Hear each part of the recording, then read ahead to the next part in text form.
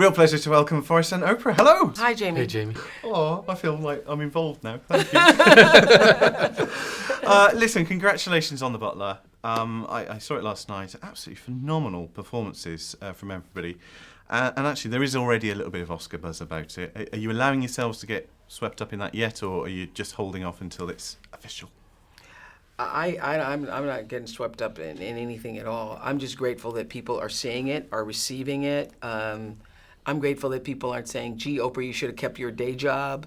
So I'm just grateful for that. You know, I had a different approach to this film because I allowed myself on the last film that I did, which was 1998, to get so involved that I allowed myself to be defined by other people's reaction to it. And I decided from that lesson on with Beloved that I would always just do the work and then release it, which I think a lot of actors have learned to do, because a lot, people who work more than I do, you can't let yourself be defined by whether, it did a good box office or didn't do a good box office.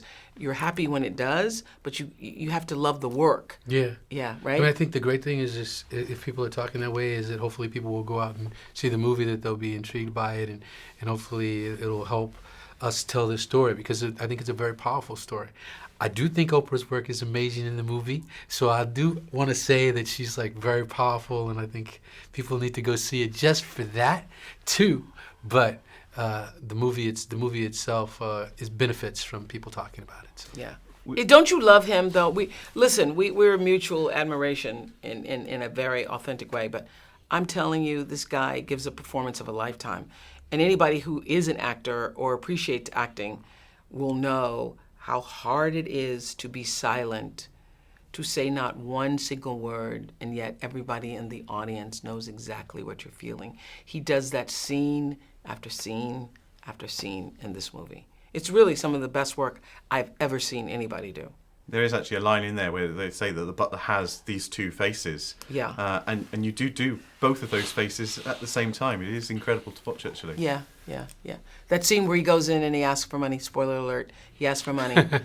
That's one of the most powerful scenes I've ever seen anybody do, because you can feel his personal humiliation in that moment. Absolutely.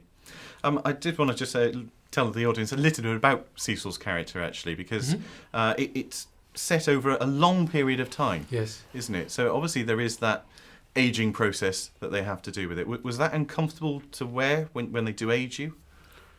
I don't know.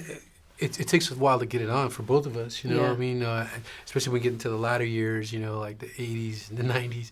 But it wasn't. I think that Mugler, the designer of the makeup designer, is so talented that he was able to figure out how to do something really special. But he did a special thing. I mean, he aged inside. He psychically aged.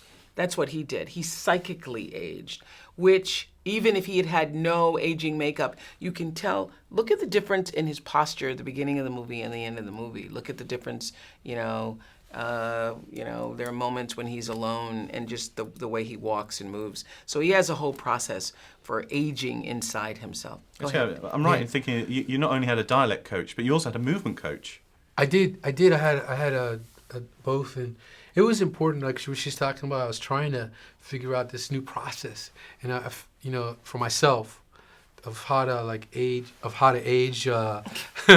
with by putting sort of these experiences in my body, and by putting these experiences in my body, the pains and the feelings, and what happens with my wife, in her pain and her alcoholism, my son's death, my this and that kind of moved itself into the physicality of the character. That's what created, from the experiences, the age was created. Which I thought, as an actor, how I was so impressed with that, because this is just my third film, so I'm still learning process, and so to know that you have pockets of pain that you can go in and reach, and that you use that pain in order to age you, which is exactly what happens in real people's lives. I was talking to an aunt the other day who had just turned 82, And I said, oh, and she was saying, oh, I'm so old. And I said, but no, you're really not. I know so many 82-year-olds. And she says, who are doing so well. And she says, well, they must be rich then.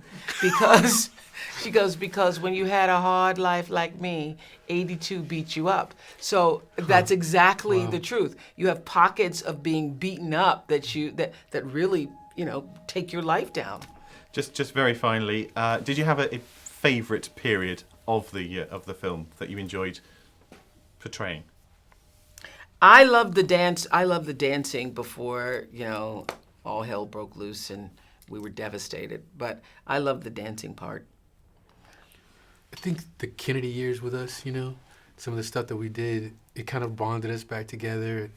She showed us how deeply she loves me, and we love each other in that period. And it was just a great period. How many pairs of shoes does she have, though? All about 130. Listen, I can see that you two deeply love each other as well. People are going to love this film. Congratulations on Thanks. it. And Thank you. I look forward to Oscar season. Well, thank you. Thank you.